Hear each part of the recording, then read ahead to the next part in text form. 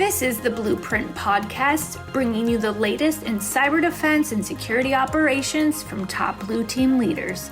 Blueprint is brought to you by the SANS Institute and is hosted by SANS Senior Instructor John Hubbard. And now, here's your host, John Hubbard. Hello, everyone, and welcome back to the Blueprint Podcast. I am your host, John Hubbard, and with me again today, we have our authors of MITRE's 11 Strategies of a World-Class Cybersecurity Operations Center, Ingrid Parker, Carson Zimmerman, and Kathryn Knerler. It's been a while since our last conversation, so I'm real excited to get back into recording here on our next episode.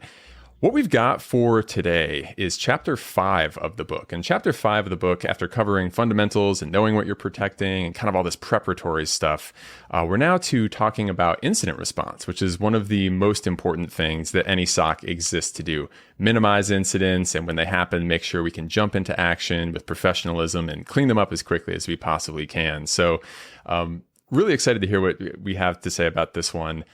There's a lot of detail in this chapter, so a lot of good conversation I'm anticipating coming up here. Wanted to start out asking about, again, the inspiration for the naming of this chapter.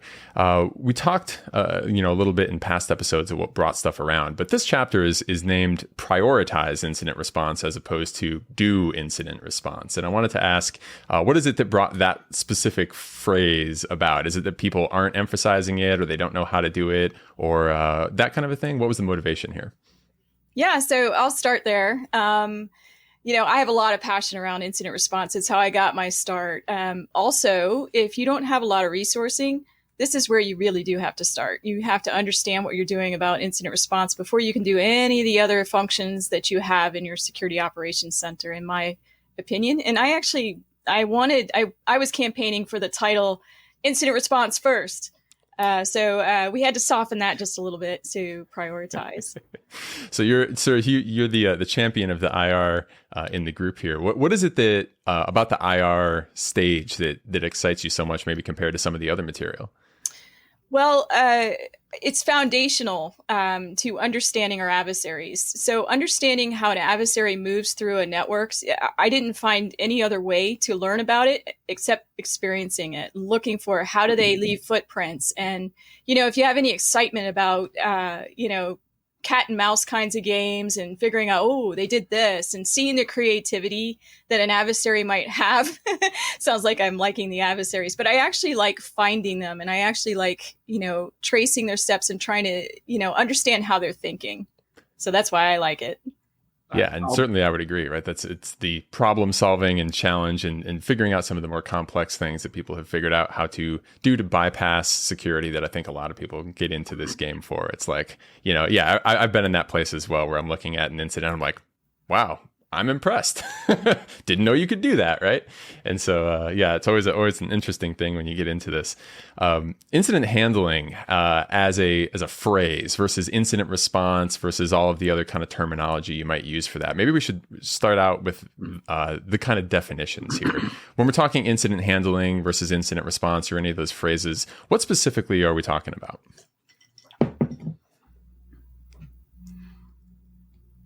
I'll take a go, and I'll pile on to some of the things Kathryn mentioned. One of the major reasons why I see people move into the security operations business and stay there for as long as they do, despite its hardships, and we're going to talk about some of the hardships today, is frankly the thrill of finding bad people doing bad stuff in cyberspace and figuring out what we're going to do about it. And it's really cool. Like, in a lot of ways, I would argue it doesn't get much cooler than this, in most areas of IT. To your point, when we say incident handling versus incident response, we don't always necessarily respond. People who watch movies and see that absolutely terrible depictions of hacking in almost every movie out there, it's not nearly that glamorous, right? And most people who are watching this podcast know that. And I think one of the ways I think about incident handling is that, sometimes you are supporting an incident from cradle to grave in a way that is predictable, is professional, is consistent, and all those good words, and without emotion. We're going to talk about emotion as well. So response automatically makes people think that you're shooting cyber bullets in cyberspace, and that isn't always necessarily true. Yeah, and just to emphasize what Carson is saying, I think that incident handling is a broader term than incident response. Incident response is a subset of what you do in incident handling. You want to communicate, you want to, collect records on the information so you can trend over time and all those other things. So a broader term in my mind. Yeah, and that's kind of what I was thinking when I asked the question as well. Is I usually hear incident handling like referred to as the larger kind of whole organization involved effort, right, that it takes to maybe return to normalcy, whereas response is sometimes a little more like SOC and technical centric. I don't know if that's exactly how you think about it, but I know that some people use those terms in that way. So as we talk through it here, I wanted to make sure everyone was kind of clear what we meant when we maybe used one phrase or the other. Is that a fair way of putting it, would you say? Yep. Yeah, and incident handling, I think, is, we put a number of frameworks in the book that, talk to this. One that we reference quite a bit is the NIST framework. And that really does that whole life cycle. You start with your preparation and planning, you go into your detection analysis, you do, containment, eradication, recovery, and then you have all those like post-incident lessons learned, everything else. And so it's that full cycle versus just the piece where you were going in and, specifically dealing with that incident that's happening right then and doing that response. It's everything you do before and after it to make sure that when you get to that point of having to do the incident, it's less stressful, more streamlined, more professional. You can actually do the things you need to do. So there's a whole section here, 511, on models, frameworks, methodologies, and resources. You mentioned frameworks there. Is there any specific kind of methodology or framework that you find yourself mostly gravitating towards during this stage of an incident, or anything that you find particularly helpful that we want to call out to the listeners right off the bat here? I think there's several different frameworks you can use. And one of the keys is just have a repeatable process. Know what you're going to do in that phase. We've referenced NIST, we've referenced Verus. I've seen all of those used in practice. And there's, like many things in cyber, there's no one perfect answer of this is the thing that everybody uses. But using at least one of those, because then, especially as you're going back and looking retroactively, you've got consistency to it. You've labeled things the same way. You've gone through the same stages. And that's really helpful for both your planning purposes and looking back and figuring out what you can improve on in the future. So in terms of categorization and things that we might want to label, what are the things that are the most helpful for a SOC to look at when they're going through an incident? What type of, categories are they putting stuff on? Is that breaking it down by the kill chain? Is that the MITRE attack framework? Is that all of the above and anything that you might want to put a label on? How do people approach that? I've seen all of these. Certainly MITRE attack, if you go back a decade ago, it didn't even exist. And now most SOCs use that as a way to put in some technical stages. A lot of times though, you, especially as you're communicating out to others, you might need something that's a little bit higher level. Mm-hmm. Something that is going to communicate to your executives kind of the level of risk that you're experiencing. So you might be talking about something like, hey, was this just scanning activity? Was this insider threat? Was this a denial of service? Was this phishing? Was this something else? So you may have categories that you use. Those can help with communications. They can also help with your playbooks. A lot of times as you're trying to figure out how you're going to respond, you can have these categories of information and you don't need a playbook for every cell in the MITRE attack framework. You could have more generalized things that say, hey, when this happens, this is what a human does. This is what our systems do if you've got automation in place. And they really help guide you towards a set of activities that you want to do based on those categories. I would also offer, putting together your pathways for this on kind of the back end of it very quickly becomes highly driven by the areas of the business and mission in which you are investigating and responding. And the more complex the business, the more points of contact, the more service owners you work with, the more intricate and more varied those SOPs can become. I've seen, organizations have over 100 different playbooks or SOPs that deal with different parts of the business because they have so many different pathways they've exercised over time. And you never want any of those pathways committed entirely to one person's memory and only that person's memory. You've got to get it written down. We'll talk about that too, I'm sure. Right. And with categorization, it's important to point out that it's a way of developing a path forward rather than a definitive answer, because a lot of these will cross over several categories. So phishing is also a root compromise sometimes, is also, a malware, is also, there's a lot of things in these overlap. And to Carson's point, it becomes complicated if you have a lot of different groups that are responsible based on what category of thing it might be. So real important to keep your mind open as you move forward in categorization. Yeah, we definitely want to get into the playbook thing in just a moment here. That's part of the next section I wanted to cover, which was the planning piece, which is 5.2 in the book. Planning, right? I get a lot of students in class that are like, hey, brand new SOC, right? We need to get ready for this sort of thing. What are the core activities for let's say a brand new team in order to start getting themselves in a place where they can respond? What are like the broad high level things that people need to think about in terms of forming a technical kind of incident response capability? I'll take a go. There's a lot of different ways to approach this. As I often bias towards being very pragmatic about it, I think about SOPs and playbooks and pathways and routines and rhythms broken down by the functions of the SOC that we've chosen to staff. And as we've discussed in section 3, every SOC looks a little different. So we want to think about making sure that there are SOPs and playbooks that match each functional area, each group of people, and that they feel like they own that and can improve them. And we also think about, that planning for the major incident types we have. And there's nothing like a new interesting incident to seize that as an opportunity to write a new SOP or playbook or take an existing one and add new stuff to it. One of the things that I like to talk about in planning, and I myself have written absolute whoppers of ConOps, concept of operations documents that describe in an absolutely succinct 372 different pages how a SOC is going to function. And one of the things I would offer folks should think about is, putting every aspect of how a SOC functions into a giant sprawling document makes that giant sprawling document, although comprehensive, somewhat of a bear to update.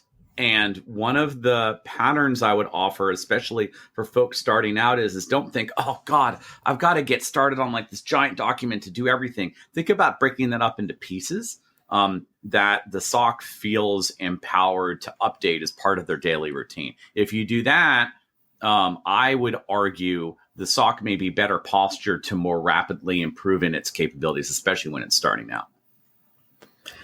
Yeah. And I think you can think about breaking this out so you can have a high level, like what happens when you declare an incident? You want to do something like have an incident commander, have somebody who's going to be, responsible for what's happening. You might have a communications manager. You have people who are going to then be responsible for doing the analysis, other things. So you have all of these kind of structural things you put into place so that people know their roles and responsibilities.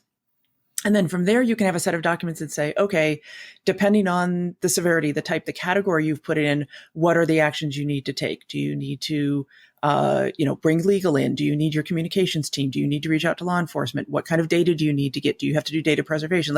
So you can think about this in terms of tiers from an overall, how do you deal with incidents overall? And then how do you deal with the specific incidents? And then what happens if things are going really wrong and it becomes much more of a corporate priority versus just hey, we've got to solve this technically. Yeah, I know one of the things you mentioned kind of previously before we hit the record button was people shouldn't be doing this for the first time or thinking through it for the first time. Can you kind of expand a little bit more on that and kind of reiterate what you were saying before for the audience? Because I thought that was a really important point. Yeah, this is one of the fundamental things you do within a SOC. And this should be something where you have practiced, exercised, tried to do this as a tabletop, as a live exercise, whatever it is, well before it happens. And we're talking, and one of the other strategies about different ways that you might be able to exercise your SOC and do things. But, when you come to an incident, it's stressful. There's going to be a lot of questions. Your leadership might want to get involved. You may have external organizations that are also asking questions, and you want to be able to focus on the thing you need to do to figure out what's happening, not figuring out what your processes are behind that. And so, and this also goes to not just doing that preparation once, but having a cadence for when you do it. Because in 6 months, people's, positions are going to change. Their phone numbers might change. Your local law enforcement contact might change. All of these things might be different. You might have a new part of your business that's coming, something else. So you really want to plan and exercise this. Not just exercising when an incident happens, because that is a form of exercise. Things happen and you pick them up, and we're going to after action reviews and those types of things, lessons learned, but really deliberately practicing, especially those bigger ones. What happens if you need to get all hands on deck? What happens if maybe you're not a 24/7 organization and an incident happens? Are you going to go to 24/7? How do you do that? How do you avoid burnout? What are the plans for everybody? So there are all these different elements that you can put into place and have ready, so that when it happens and somebody presses the button and says, oh, we've got something going on, you can just go in and say, yes, we do this. And we tested it out 2 months ago and we're good. We know how to do this. And you can focus on actually digging in and getting that adversary out of your environment. Yeah. And to add, to that point of planning ahead before something happens, I think that's a great point. One counterintuitive point is to think about what kind of incidents you might experience right up front. Is it denial of service? Is you're a service organization where you really count on that service 99.999%? Or are you more concerned about your intellectual property and your research? And so maybe a root compromise would be bad on the intellectual property where it's all exfiltrated. So you really want to think about ahead of time, what are the kinds of things that you really care about? What kind of incidents do you care about in your environment? Yeah, categories is absolutely one thing. And I noticed in the book you had, an example list of here's all the types of terrible things that might happen and kind of how severe they are. I also wanted to ask a little bit about at least how you've approached addressing the different tiers, I guess, of incident, right? Is a DDoS that's, super severe. Are you pre-planning a really bad one versus it's not really bothering us? Is there a major incident where we're planning for when we hit this level of severity, certain things are going to happen that wouldn't otherwise happen? Is that the kind of thing that you're suggesting there? Yeah, I think a lot of times if you're exercising the big things, then you're going to be able to scale it back. If you don't need all of those resources, you can go with it. In my current company, when we are supporting a customer with what they're doing, we start the same way because you don't know how big it's going to get. Mm-hmm. And so we will spin up all the different pieces. You get your incident commander, you get your communications person, you have your technical lead, everything else. And maybe in 2 hours, you shut it down because it's that wasn't a big thing that we really needed to go in and worry about. But you're starting fundamentally so that if it grows, you're not scrambling, at 7 p.m. and going, oh yeah, this was bigger than we thought. And now we have to go, call everybody in and hit their pagers and do all these other things. We start kind of on that edge. But it is good to know that you have different paths. And so that comes to when can you cut it off and when can you shut it down? But I know other SOCs approach it differently. They do a scale up model as well.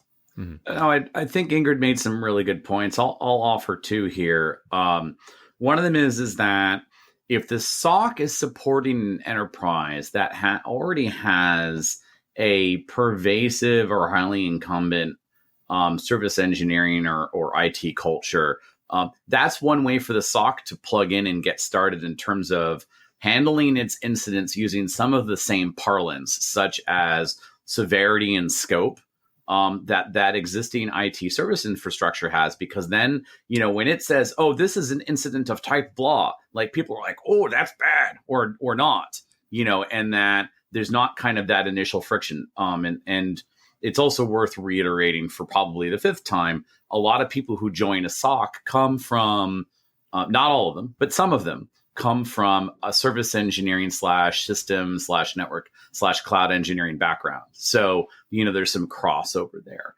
I really like the point that Ingrid made. I cannot tell you how many incidents I've dealt with that started, we got the initial call at 3:30 in the afternoon local, and it took us a couple hours to figure out, is this big or not? And by 5:30 rolls around, no one wants to get a call at 5:30 that something's starting. And there's always that initial fog of war. And when we spin up an incident and we go from, we have a thing that we know how big the thing is. So biasing towards a concrete set of things and calling people sooner than later, according to your SOPs, is a big deal. On the other hand, we also want to be thoughtful that we're not spinning a major incident for every little malware infection. And the SOC will get good at that and being able to make those judgment calls over time. And that's a great point, is not everything that you come through that you're investigating is an incident in the big incident, framework. There are things that you can do that are, we just need to reset a user account, or we need to do X. And you may do more investigations and it might turn into an incident, but there are things that you're doing on a routine basis that aren't, declaring big capital I incident, that are still things that are incident response, and that you're taking care of on a daily basis. Do you have a special term you would use for those? Because I know, like in my previous job, it was incident versus major incident, right? Yeah. Which is kind of similar, maybe not the most useful way of doing it. But do you have a different term for the everyday problem? Little incident, big incident. I do. I think it snaps back in part to the parlance that the organization, the enterprise uses. Some enterprises, like the word event, is actually a highly loaded term. Yeah. And some, incidents are highly loaded term. There are, for example, the word breach may have legal implications, or declaring breach. In fact, using the word declare, any context will make people's spidey sense tingle. So it's going to depend on, your specific parlance and regulatory environment, at least in part. Again, if the people doing service delivery in the organization have an existing parlance for this is a SEV 1 incident, this is a SEV 2 incident, or whatever they're doing there, that might be something worth snapping to. Yeah, that makes a lot of sense, right? Borrowing the terms that people are already used to and kind of finneganing where people have already kind of figured out how to use that terminology in a way that makes sense to everyone collectively. One of the things I definitely wanted to get back to, Ingrid, a couple times you mentioned roles involved in incident response. And I'm sure people are interested, what are the key people and roles they play when something big happens like this? So, I think one of the first ones is the incident commander. And something to keep in mind with that is this doesn't have to be a technical person. This doesn't even have to be a senior leader. This is the person who is responsible for making sure that things are going according to that SOP, that people are fulfilling their roles, that if, you're not able to get a hold of somebody who maybe thought was going to be available or whatever, you're finding the next person, that documents are getting filled out, if there's problems that need to happen, they're kind of the overwatching of what's happening. But beyond that, it depends on, where you go. But we often will see a communications person. So that is going to be that person who is actually doing updates on a routine basis. This might be the same, but you might have somebody who's separate. They're going to be the ones who are going to the technical people and saying, okay, what do you have? What's going on? Whether that's every hour, every 12 hours, whatever your cadence is. But they can be really important because your technical people are heads down in the data.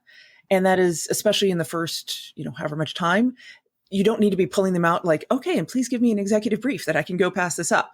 So having somebody who is a technical enough, a good communicator, good at writing, good at explaining, who does that kind of role.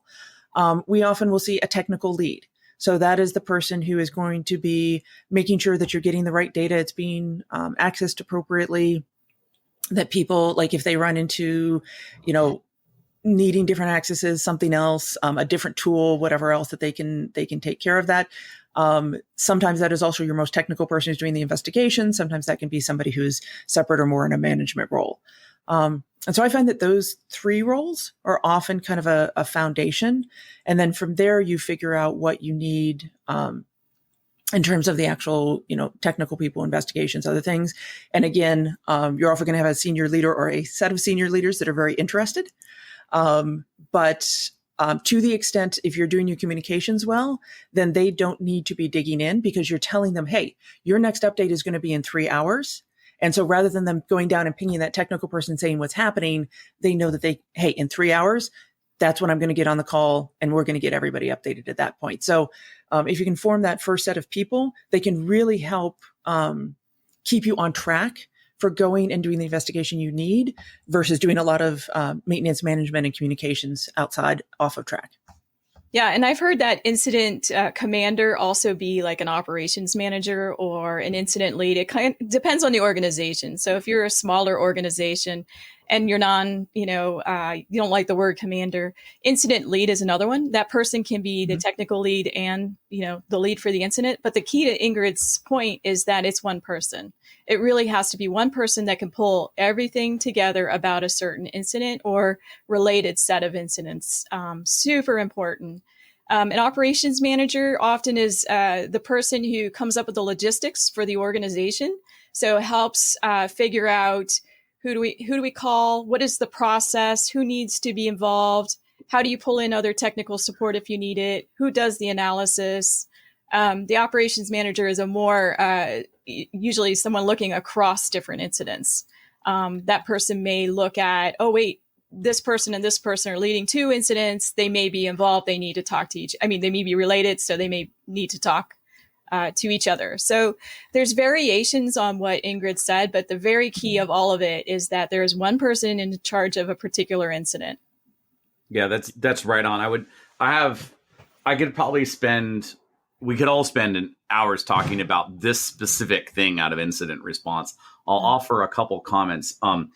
One of them is, the bigger and more complex the incident, the higher the severity, the more ornate this can get. The bigger the enterprise, the more ornate this can get. One of the things to think about when in larger incidents is, and for larger SOCs or larger enterprises is, you may feel that one coordinator running that specific incident may become saturated, at which point it's advisable to start breaking out into different work streams, like a containment work stream, an investigation work stream, a whatever work stream. Imagine, I'm going to make stuff up, someone, a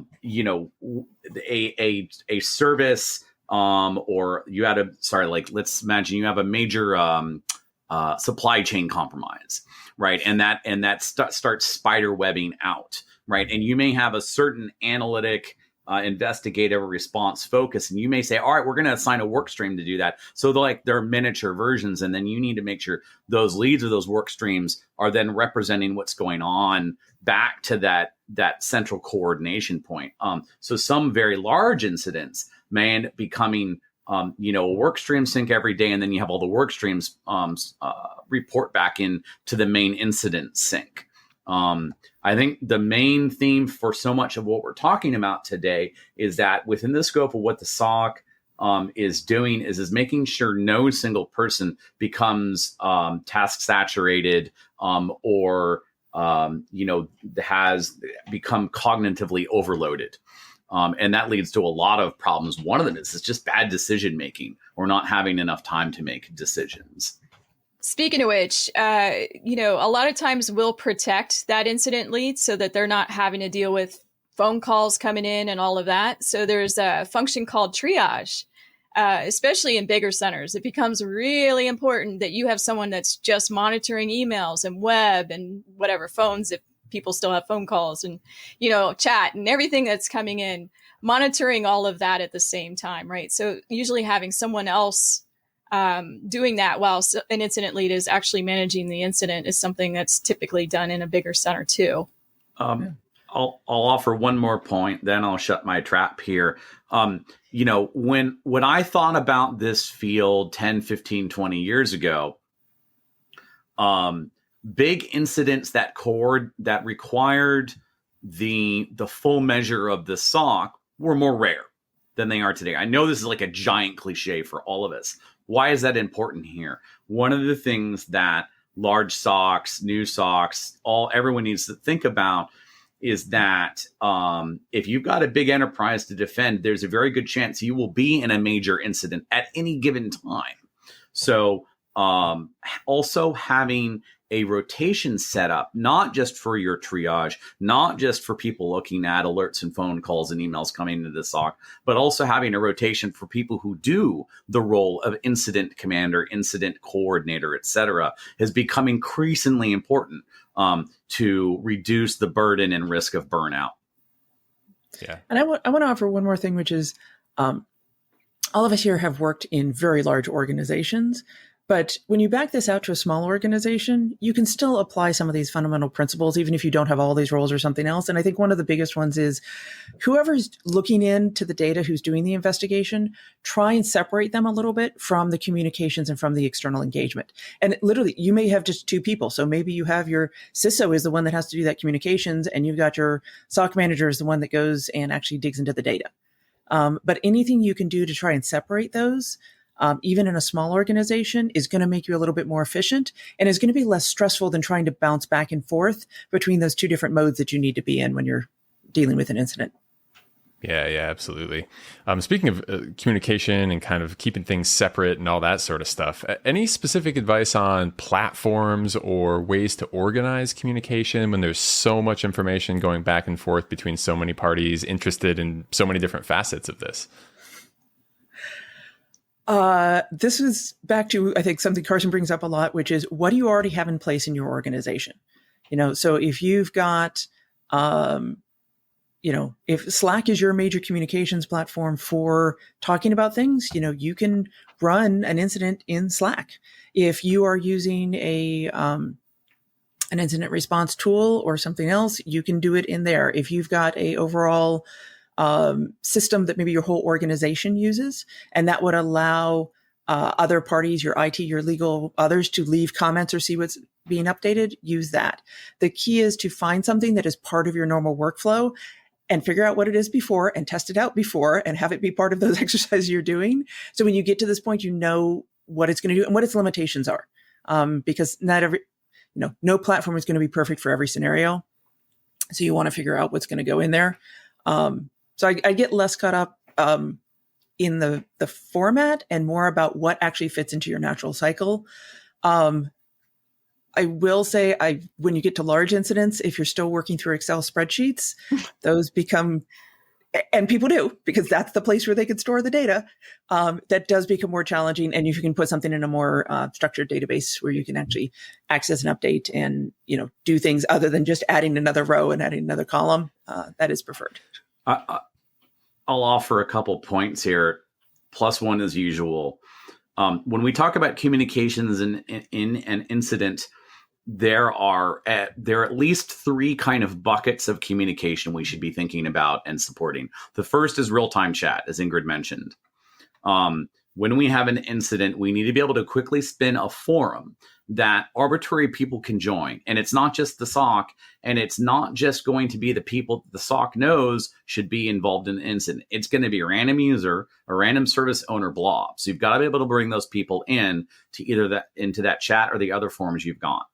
The second is the flexible and vibrant community of people who are going to be doing analysis, and they've got to have a place to put their analytic product. And that might just be two people, as Ingrid was talking about. But if you've got a major incident, even if you're a small shop, there's going to be more than one person who's got data and opinions about that data that are relevant. And they need to be able to see each other, and they need to be able to see the work they're doing, in part because they need to understand the provenance and pedigree of both the data and where that data and where those queries came from. And they've got to be able to contribute, and they've got to be able to do that very quickly. And chat by itself is necessary but insufficient. So, think about any kind of common scratch pad place that is appropriate for the confidentiality of information in question, but that can be shared arbitrarily. OneNote is one thing I'm aware of. Google Docs might be one of them. Whatever makes you happy. I'm not here to expound on any particular platform. I would argue a wiki is not, by the way, because you're not curating notes. You are literally slamming down data and conclusions about that data minute by minute. Yeah, the one complication I'll throw into all this platform and conversations and, whatever you're using is, we're speaking to a security audience, so I think everyone knows this, but you really want to secure whatever it is you're doing and really limit the access. So yeah, use what you already have, but also make sure you can sanction it off a little bit and, sequester it off so that only the people that you want to have access, and preferably not the adversaries, can see it, as you're moving forward, right? Yep. That's and we'll come back to some of that. We will. Strategies, but Kathryn's absolutely right. The third of three buckets that I'll mention is task tracking.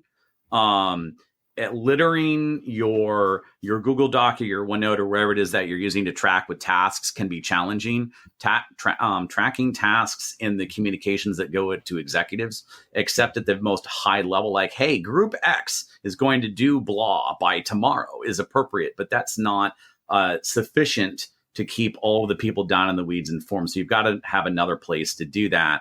And doing that in text can be challenging.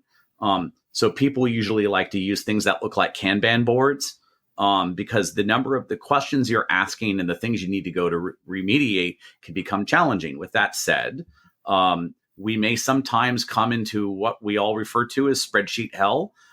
Imagine someone busted open a key store or a certificate store in an incident, and there's 1,000 certificates in that.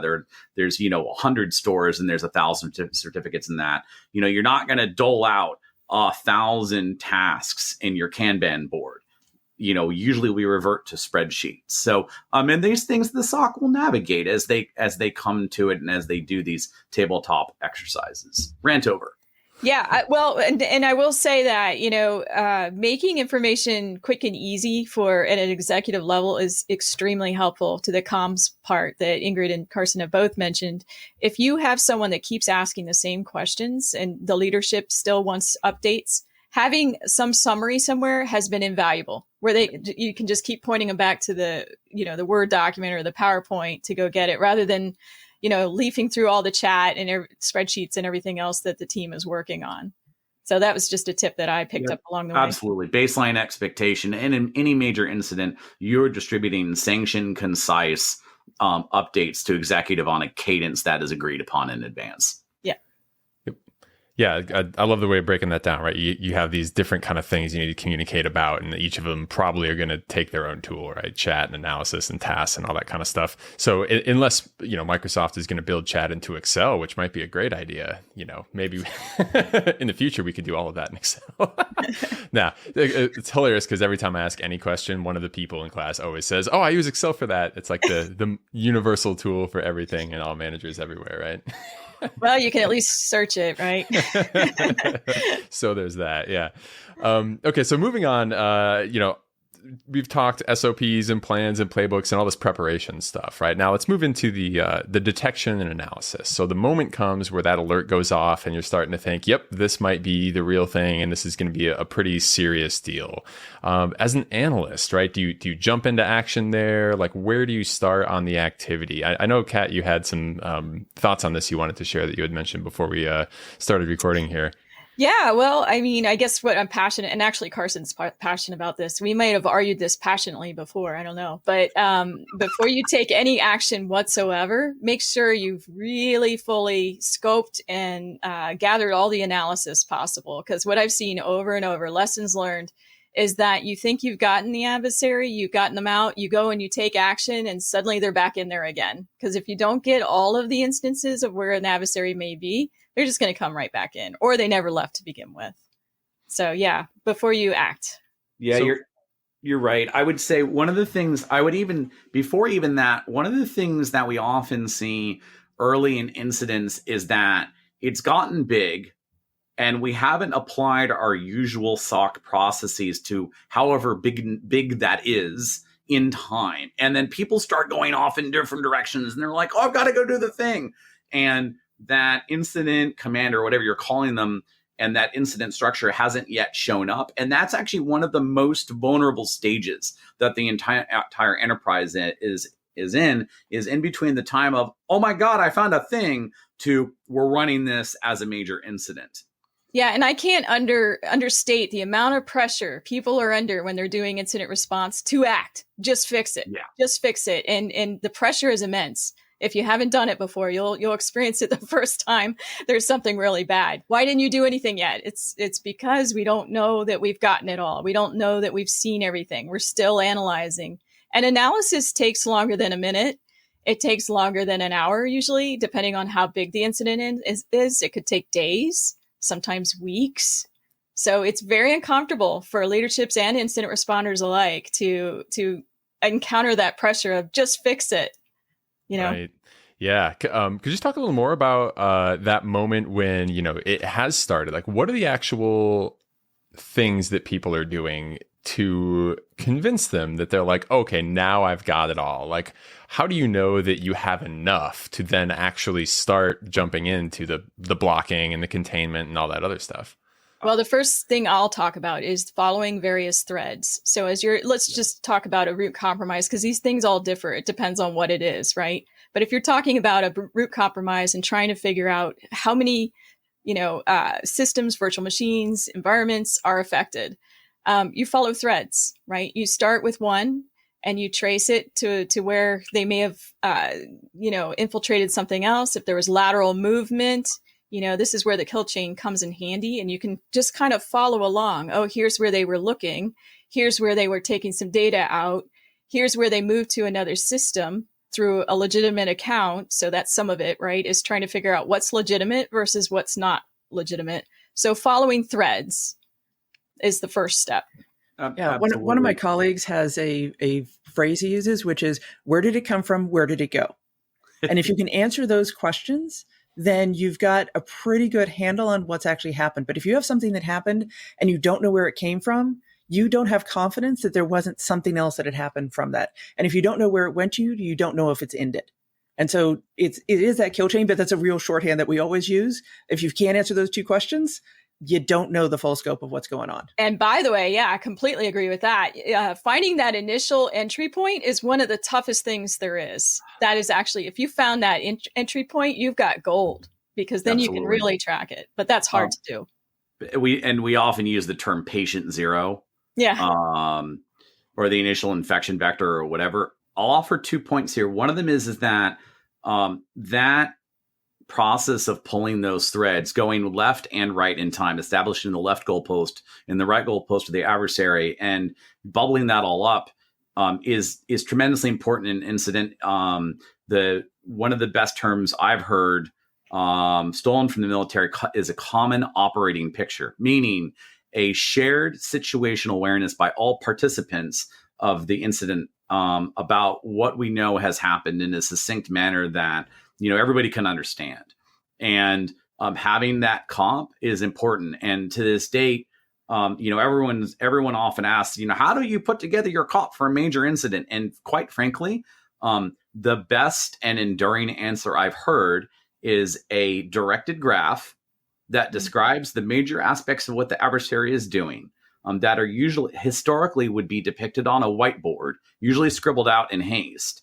And today, because of our work from home and hybrid work nature, usually gets scribbled out in something in electronic form.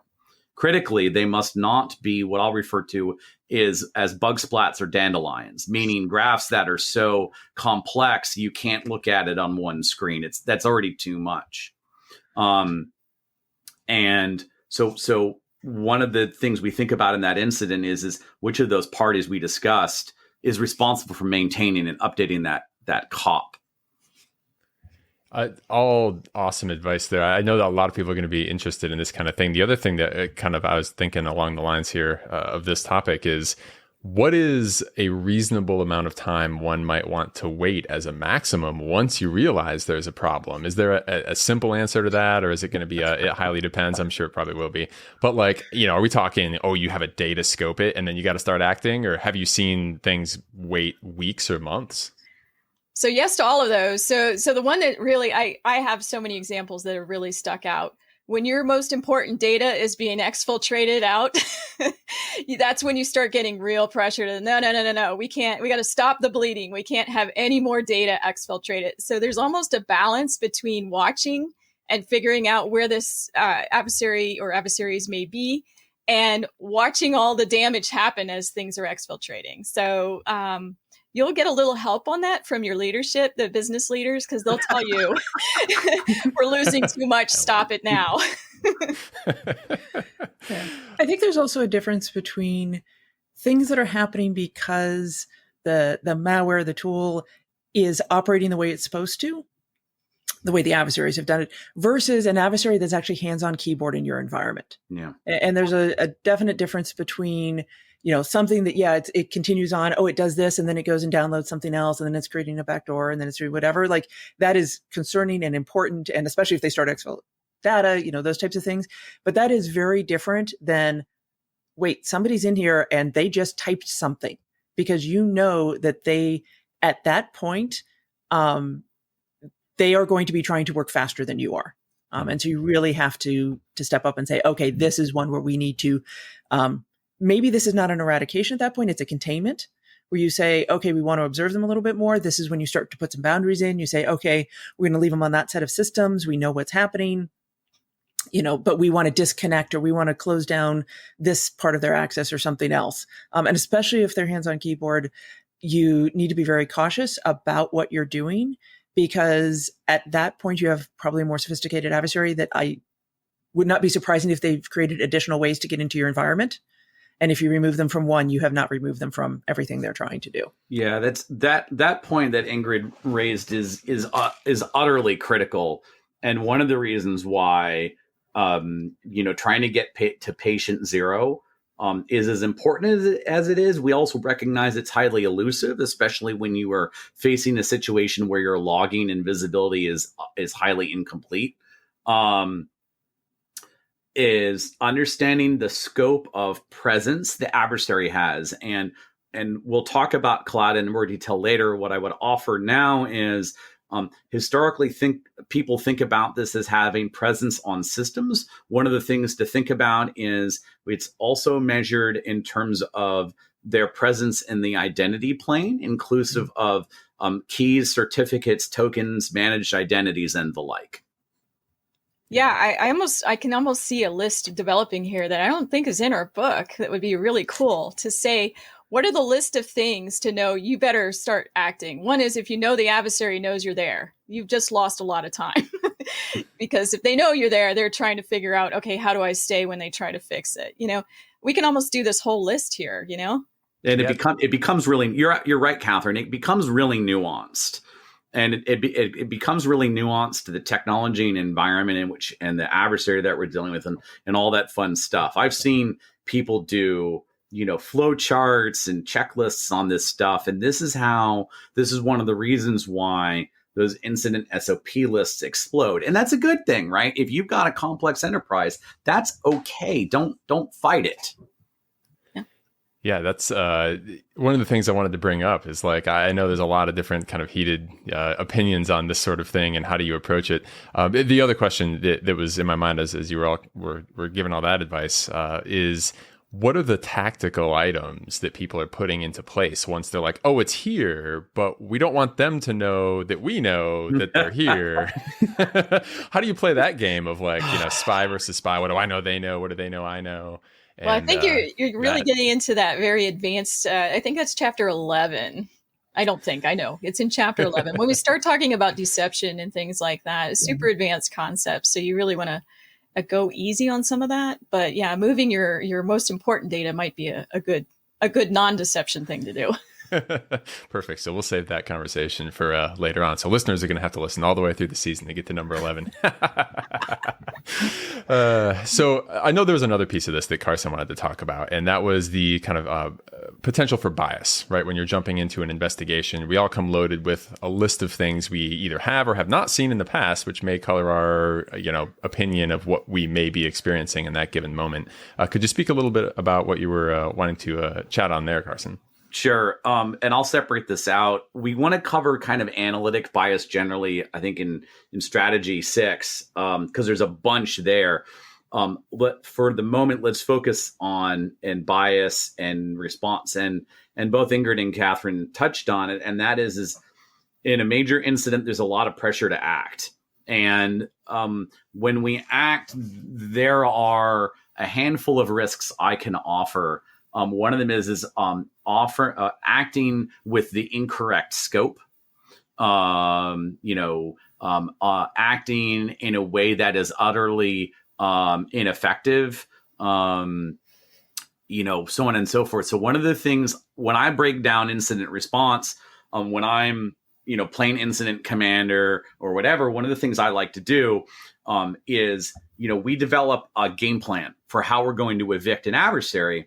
And next to that game plan, I say, you say you've got two columns. Column A is what is the outcome you want to achieve in logical terms, and then how are we going to do that? And that way, everyone can gain a lot of clarity on what are we doing, why are we trying to do it, and if we understand what we're trying to do, different people might bring different ideas to bear on. Oh, well, have you thought about blank? No, I haven't. So that's a big piece. And I think one of the other things to look out for is just what we talked about, and that is acting before you've assessed the extent of the intrusion. And I would always offer, you never get to perfection. There will always be residual doubt in the mind of the analyst, and coming to an understanding of that gut instinct of how much doubt do I need to eliminate before we can act is one that comes with experience, and it's one that comes through consensus. Yeah. And so the danger of acting on bias, the danger of bias in an investigation or an incident is getting it wrong. So an incident can often, especially if you're experienced, an incident can look like something you've seen before and then be totally different than what you thought it was to begin with. And that's the danger of acting too soon and the danger of bias. So you really have to keep the beginner's mind as you're doing this stuff and think, okay, I've seen this before, but is it really the same? Mm-hmm. I would also offer, in my experience, the most times I see eviction and response occur, it's not where we see exfiltration, it actually like in progress happening right now, or actions, whatever other actions on objective are occurring. Rather, it's we now understand the extent of access the adversary has, usually measured on the identity plane, and then we're denying the adversary's ability to leverage that access they have in the identity plane. And that's where sometimes we will get into spreadsheet hell, because it's never just, it's not never. It is in a sufficiently complex enterprise, it's rarely just one identity. It's usually a set of identities and a set of presence, and we have to enumerate those. Right. Yeah, I like that framework of what is the outcome we're trying to achieve, and then how are we going to get there, and kind of brainstorming that list of ideas. I think that's a good kind of regimented, organized way of eliciting a whole bunch of brainstorming possibilities from people, and then picking out a good one to act on. One of the other things I know you had mentioned kind of at this stage that you wanted to get into was the true versus false positive versus false negative, and kind of the interplay between all of those things. There's a good section and table on this in the book, in the different four categories of activity. What kind of instruction, I guess, would you like to give listeners on where to set the bar for setting alerts off, and how to deal with the risk of false positives versus false negatives?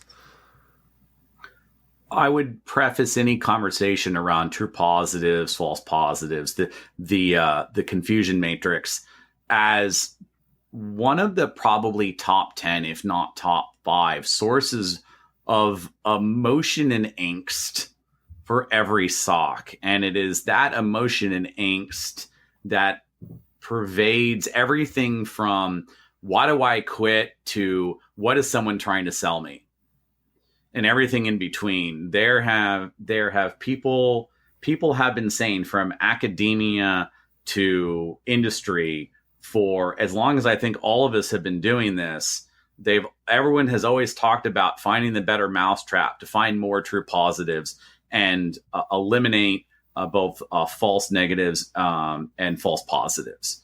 And everyone talks about, we're gonna deliver you better signal and have less stress for your analysts. And people have been talking about this for at least 25 years, long as I've been doing this. So, but I've gotten ahead of myself. False positives are the bane of our existence, because it what keeps us busy with the things that turn out to be nothing. And a lot of people have a lot of different feelings about this, but it's that load of all those alerts that keeps us all really stinking busy. And I've seen SOCs bias all over the map. I've seen them bias to where they're flooding their analysts with thousands of false positives a day, to where they're on the completely other side of the spectrum, to where they're only sending 5 alerts a day for an absolutely massive enterprise. And there is risk in both situations. How would you find the best balance in between those two extremes? How do you do it? This takes a lot of discipline. And two of the best ways I've seen SOCs find reality, find discipline, and find humility, is testing themselves either through the red team or a BAS, breach as a service, or whatever it is you're calling it today, product. And actually measuring their detection coverage against the against the threats and vulnerabilities that are most pertinent to them. Gotcha. Yeah, I think it's solid advice, and kind of my approach aligns with that as well, as kind of looking at what your capability, really the boundaries, right? Like what can we handle? What do we need to be able to detect? Let's test it. Are we actually detecting those things? Are we overwhelmed? And kind of finding that sweet spot in between all of those things is really a moving target and a challenge for every SOC out there. The next thing I wanted to ask about, kind of getting into our next section of the book here, containment, eradication, and recovery. We already went a little bit into watch and learn versus all that kind of stuff, but what we didn't get into is specific containment moves. Anyone want to speak a little bit on how to prepare for containment, both in the hey, I'm going to go take down a server, what does that require? All the way down to specific playbooks and commands you might want to have at the ready for when you're ready to hit that button. I think this is something where partnership is really, really important, because containment isn't always a SOC function. Many times it's not. It might be your IT, it might be the system administrator, the system's owners. And this is why it's so important to know who needs to be brought in early to understand what's happening, so that when you get to that phase, you're not having to walk them through, here's what we've been doing for the last 48 hours and why I need you to take the server offline in the next 5 minutes. Because that's just going to raise a lot of questions at that point. But it's figuring out when you feel enough about, where did it come from? Where did it go? And then you've said, okay, what's the criticality of doing this versus not doing it? You've talked about those trade-offs. You feel comfortable when you're ready. And then it's working probably with other people to take action. Now, that is a little bit different as we've moved into kind of the SOAR world over the past decade, where you do have those automated actions that might be happening. So you have some things that are often, if you can define them easily, if they have low impact, if they're quick to take action on, they're more, insular in terms of their scope, those types of things you might do very quickly. And it might be something where you already have it built in, or the SOC can push a button or do something. But a lot of times you're going to need that partnership, and you're going to need to bring in other parts of the organization in order to take that action. One of the things I know I ran into that correlates with this is, the empowerment issue of the SOC, right? Is we don't trust you to go block things without a secondary set of eyes. And so communication and trust between those other groups is going to be important for this. Any thoughts on how to build those kind of trusting relationships with other groups, where you're asking hey, can I go put stuff in the proxy that might bring down a critical service and you're going to get blamed for it if we screw up, that kind of problem? I have some thoughts here. I think we're all smiling because we have feelings about this and we've been there. My response can be boiled down to one word: practice. The SOC will have a menu of options that it brings to bear on how to respond to incidents. And over time, that menu will grow. And it will grow because of its different incidents it's handled, and its maturity and capabilities and people it knows about and different incident types and blah, blah, blah. And when a SOC is young or meeting with a service owner or a business owner for the first time, this is actually one of the biggest areas of concern and emotion is, oh, you're just going to turn us off. Whoa there, Sparky. Don't say that in a meeting, by the way. And what I see in one of the pathways I've seen people practice that can be pretty fruitful is you start out with the SOC not being able to do it themselves. And they exercise that pathway of asking someone else to do it on their behalf enough times to where A, both organizations become familiar and comfortable with one another, and B, perhaps even more important, that other organizations like, you know what, I'm really tired of you calling me. Just do this your own stinking selves. And that generally works out pretty good. Yeah, I'm laughing because that's exactly what happened with me in my experience several times. It was like, all right, we'll ask. And then, the tickets, flood in. They're like, we're not doing anything else other than blocking the websites you ask. We're like, yeah, that's kind of the game, right? Yeah. So also, I think this is another it depends question. So maybe this is where playbooks and planning are super useful. So if you have to take down your whole Active Directory and rebuild it, you better have you better be partners with your IT organization, right? So, but if you're just, you have one instance of malware, that's probably something, you can just do on your own, with your own two people if you're a small SOC. But yeah, so it depends. So you want to partner and you want to talk to them ahead of time and tell them what could happen, right? So here's what's going to happen if our entire domain is owned, or our own forest or our Active Directory or whatever, and work with them on here's how we're going to work that out. That's where playbooks come in. This is an interesting area, John, where you talked about the confusion matrix, where false positives are a very important context. The SOC over time will have that menu of options that it can implement itself or its partner organizations. We must always remember what the false positive condition looks like for any response action we take, so we know how we can back it out.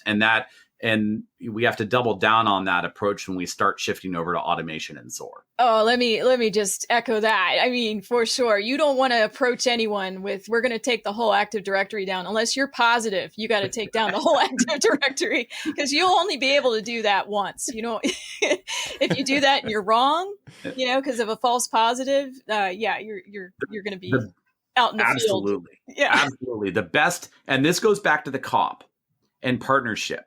Every time the SOC is taking major actions, the ideal situation you want to be in is that the business, service, executive owner, whoever it is, or the thing you're going to act on is looking at and holds the same opinion that the SOC does. That isn't always necessarily the case, and it takes a long time of getting cyber culture built into the organization to get there, and accountability and all those other good things with having a healthy, larger cybersecurity apparatus. But the ideal situation you want to be in is where the business owner wants to act in the same way that you do, and you're on the same page. That's how you've gotten to a good place. Yeah. That's right. And take a beat, as we've said throughout here, just take a beat. If it's a major incident and there's a lot of things that have to be taken down and rebuilt that really affect the business, take a beat, make sure the analysis is right, make sure the leaders are on board, because if they're not, you don't have much chance of getting the adversary out. Right. Yeah. Speaking of painful things to take down, one of the other things in this section, which I'm jumping a little bit here, I feel we'll end the episode kind of on the post-incident activities. Cloud, OT infrastructure, things like that. You have kind of some call-outs specifically for these at the end of Chapter 5. Any specific considerations you want to call out for preparing for, acting on, and kind of post-incident containment, any of that stuff for cloud environments specifically? I can say a few things about cloud. I also want to talk about PIR in just a moment. I'm very passionate about PIR. Talking about cloud, one of the things to think about, I remember reading some of my first books on incident detection or intrusion detection and incident response. God, I feel old. 20 years ago, more than that. And at the time, computer forensics, in particular Windows disk forensics and incident response, were considered two completely intertwined subjects. And now, many of us, billions of people run Windows, and yet Windows disk forensics is like literally a footnote in the slides we presented on the book. And one of the reasons why I make that remark is when you have entire services, entire businesses that are built in non-on-prem, non-IaaS environments, that's not relevant anymore. Still important to the SOC, still worth having a Windows disk forensics person on staff, particularly in larger SOCs, or outsourced if you're not. So in this context, when we think about doing incident response in the cloud, the analysis is going to feel a whole lot more like log analysis at scale. And the containment and eradication is going to have a very strong emphasis at the identity plane rather than the network plane. In fact, you're probably, if you're even in on-prem, you're probably already thinking about that as well there. But in cloud, we really think about acting at the identity layer. And we also think about having a nuanced visibility and understanding of the applications, right? The PaaS and SaaS type situations.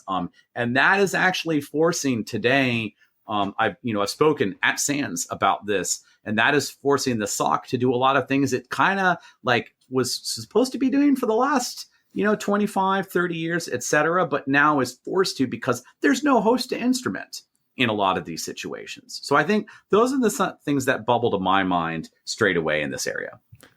Yeah, so falling back on log analysis, making sure you're familiar with what those logs are, you're actually gathering those things, and you kind of consider those threat scenarios, right? It's like if a Salesforce or whatever it is, right, some SaaS application were to get compromised, would we even see it? What would that look like, right?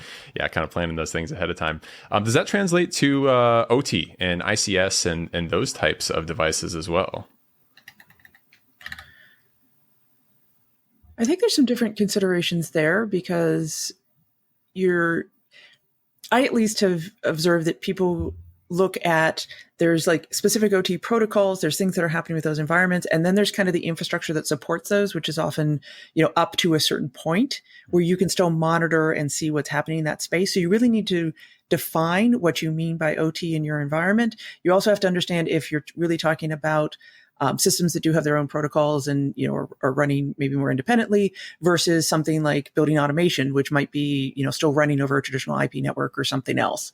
So I think with all of these, there's a lot of terminology and confusion that comes in, and they seem, especially as you're newer getting into this space, and I still consider myself newer getting into this space because I come from an old school, SOC type of stuff, but it's spending the time to try and break it down and say, okay, how do I think about how the data is being transmitted, where it's going to sit, what I have access to, what I can look for, and what logs I can get to that are going to help me understand what's happening. So I think for anybody who's working in these spaces, try and get less caught up in like, oh, this is new or this is different or this is weird, and just go back to some of those fundamentals. Do you understand how an adversary could get into that environment? What logs, what data would you need in order to be able to identify if that is happening? And that's going to apply against all of these different pieces. So you just mentioned SaaS applications related to cloud.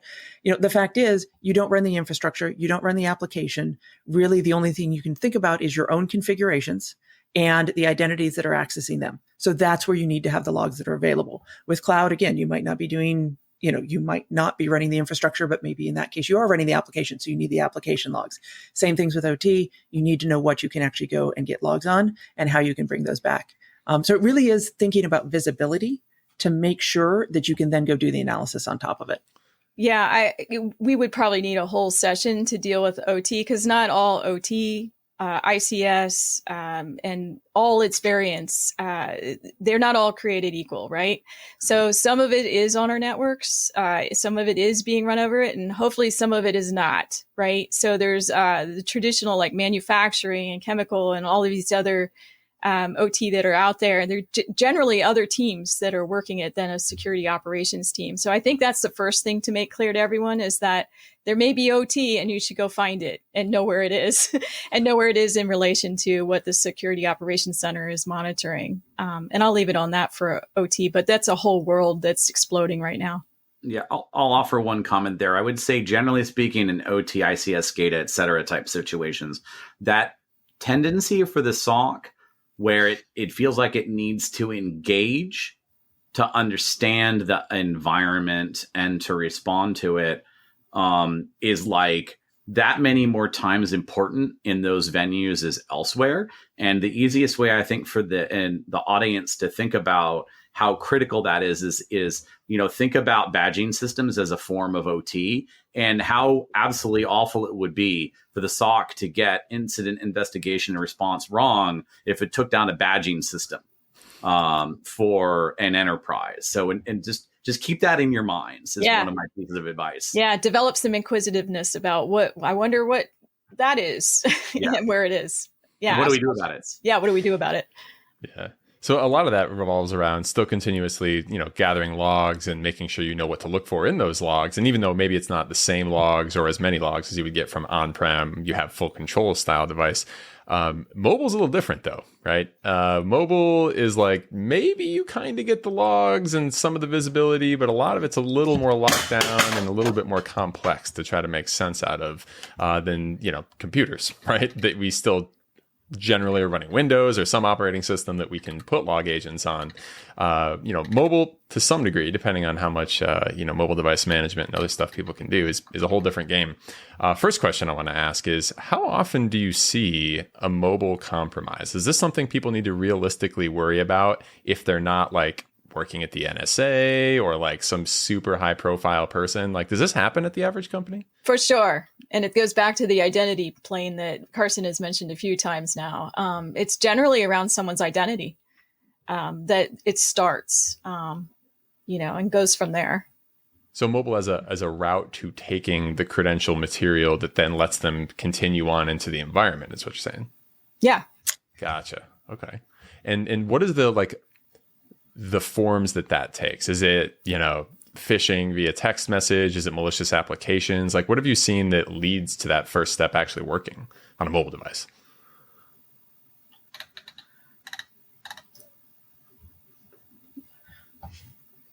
Okay. Go ahead, Carson. It's both. You're right. I think before we continue on this one, we should probably bound what we're talking about mobile. I think we're all thinking of things running Android and iOS. Mm-hmm. John, in this context, are you also talking about BYOD and Windows and Linux and Mac based personally owned devices in this context? I guess I was not thinking about that when I asked the question. However, if that's in bounds of the book, then we can answer it that way. Let me rephrase the question. I mean, it's a big question. I think that's why All right, so let me rephrase this and scope it to mobile and like actual phones and things like that. So with those kind of intrusions where we're seeing passwords that are being stolen from like a mobile device, iOS and Android and things like that, what are the most common kind of delivery vectors and things that are bringing attackers success that you've seen? I think you definitely get, phishing, things that are coming over SMS. I think it's also, it kind of ties into identity and MFA exhaustion. A lot of users now have secondary things that they need to do on their phones in order to authenticate, which adds that more security. But with MFA exhaustion, it's like, oh, you're going to get it and you're going to get it and you're going to get it. And a lot of times people just have their phones and they just don't think about them in the same way. And they're like, oh, something must be going on in the background, must be whatever. So they just click yes. And so those phones themselves are maybe not the thing that is being infected, but because of the ubiquitousness, because of how easy it is, and because they're just perceived differently, they're used as part of these bigger actions that are going on to try and get that identity and get that set of credentials. I would offer on top of that, one of the things to think about for mobile as well as other for it is token stealing. People will often authenticate to their enterprise services from the mobile device, be it company owned or personally owned. And then, thanks to persistent sessions in web browsers that we don't usually close, we're at risk of having those tokens stolen. And, this is opening up a lot of opportunities for those kind of phishing waterhole type attacks for adversaries. And having it on mobile devices can make that very frustrating, particularly when their system, there are devices that don't have an MDM on it. Mm-hmm. And if we want to talk, if we want to talk about what we see most commonly, it's honestly just like, it's kind of more human and user based of our company has a joke about how long have you worked there before there's a message from our president asking for a gift card. And so those, I've seen those too. Yeah. Hey, I'm in a meeting right now. Could you please go get a gift card from wherever and, give me the number because I need to close this sale or whatever it is. So there's a lot of these just very simple, low hanging types of things, but that require user education. We actually have a module in our onboarding now that says, if you get a message from our CEO, well, he likes you. This is not, he's not asking for gift cards. And so those types of things really are still very common and very, very prevalent in terms of trying to reach out to users.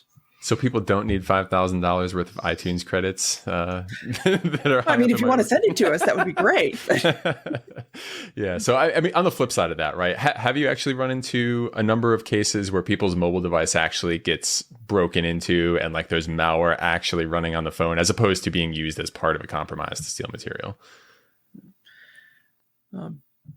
I have not worked in. I will say there are a lot of SOCs that still don't monitor their mobile devices. Right. They just aren't bringing that information in. That being said, having worked with government and government agencies, certainly have seen that. And there are, particular pieces of malware out there that are specifically designed for getting on mobile devices, often against journalists, against advocates, against others that are in particular types of user groups. Pegasus malware is one of the most well-known.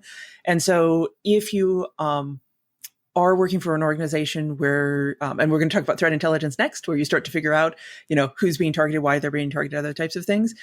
It does exist. It's very much out there, and it certainly is a vector that adversaries are using. But it's not, if you have to make a choice about what you wake up and look at in the morning, you're probably going to want to go check your Windows system, or even at this point, your Mac or your Linux system first, versus thinking about mobile. Sure. Yeah, that's kind of what I figured the answer would be. But I did see you had the sample mobile attacks kind of table in the thing. And I was like, I wonder if they have some stories on. I'm sure you probably couldn't talk about them anyway if you did have specific instances of that. But I did want to have everyone here like, yes, there is mobile malware. It's not just password stealing. Yes, there is. Google Pegasus, right? If you want to know about it, listeners. Yeah. It's a very, very interesting kind of world there. Okay, so to wrap this up, final things, right? Post-incident activities. So you've fixed the smoldering ruins of your environment. Things are relatively back to normal. What do we need to do to kind of close up an incident that has occurred? I can talk about this. I want to start off talking about post-incident activities, post-incident response, PIRs, and saying it may not seem very glamorous, but I would argue being good at PIRs is actually one of the best ways the SOC can get better and be the engine for change in the entire enterprise. One of the things that I like doing during any medium or larger sized incident is actually during the incident, early in the incident, starting a scratch pad of what I affectionately refer to as PIR slop. And what that is it's not a complex form. It's not a big Kanban or DevOps system. It's a quick space that people who are involved in the incident can jot down notes in the heat of the moment, usually less than 30 seconds, on something they saw that didn't go well for them. And through the course of the big incident or even the medium-sized incident, they collect slop. And at the end of the incident, as an organization, or let me scratch that. For the people who are directly involved in the incident, the most active on that incident, they have what I'll politely and affectionately refer to as a slop grooming session. They go over as a group the things that didn't go well for them and decide what are they going to actually turn into something that needs to go get actioned. And what they go action is going to depend on a lot of things about, like, does the SOC feel it has the cycles? Does it have other people who can help them champion major efforts, et cetera? And those PIRs span from I didn't have data type blah to Mary didn't know about SOP X to, oh my God, stop putting creds in code, and everything in between. And one of the things that, so there's those internal PIRs that the SOC can go admire and internal the way it's doing, go deal with the way it's doing business internally, which is cool. And then there are the external PIRs where it needs to find a champion for, track, and burn down over time. One of the things that the SOC can think about is that during a major incident, it will collect problems it's seen in the way the enterprise at large is doing some aspect of security that may not be immediate or urgent, but still needs to be addressed. And that's one of the best ways PIRs are to make note of that. Don't forget it and come back to it so that the incident is not going on forever. And this is where the SOC should either have its own PIR champion or a PIR champion somewhere in, the cybersecurity apparatus to track those, rack and stack them, rank them, whatever makes sense, and then actually pursue over a period of time. And finding other people to help champion them and help drive them is critical. What should not happen for PIRs is that the very same people that just got burned on an incident are now responsible for driving them, or the PIRs go back and come back in. We call those boomerang PIRs. And I have two comments on this. First of all, I think to back up for a minute, post-incident reporting and having the conversations afterward is one of the most important things to do if you want to evolve your SOC. And it's also one of the things we forget the most. It's one of those things that, we don't have time. We're just moving on to the next thing. And that's where we lose our opportunity to grow and to make things better. The other thing I wanted to point out is having ground rules when you're having those are really important, because people won't talk if they feel like they're going to get blamed. So it has to be one of those no blame. We're all just going to talk and figure out what needs to happen. And you'll get, it needs to be a safe space for conversations. Otherwise, you won't get the lessons learned that you're looking for.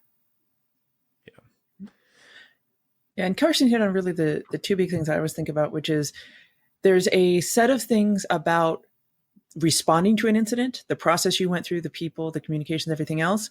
But there's also a set of security things that you can come up with. Said, because of this incident, we learned we could have had this prevention in place, or we needed to, do X or whatever.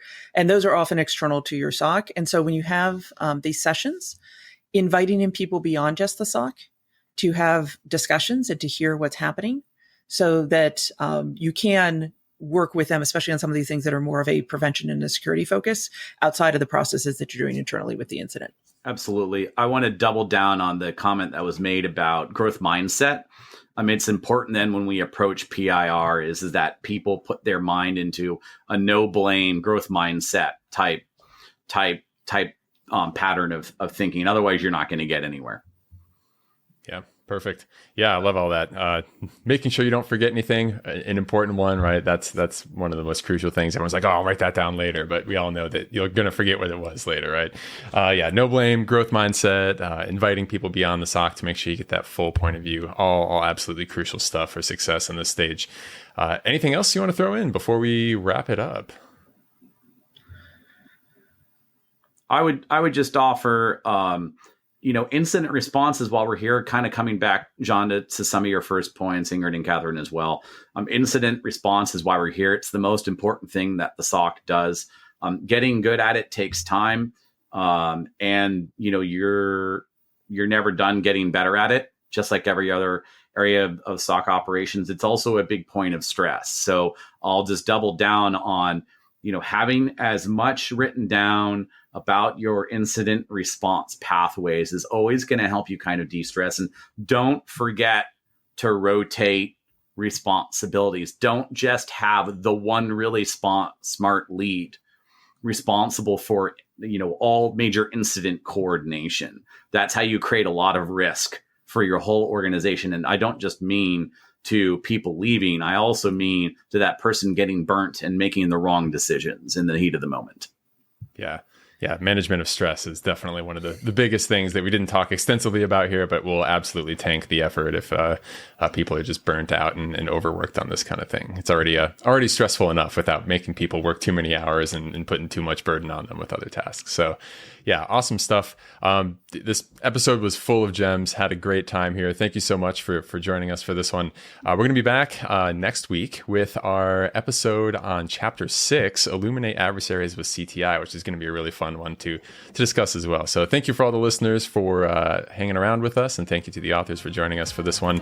We will catch you again on our next episode of Blueprint. Bye, everyone.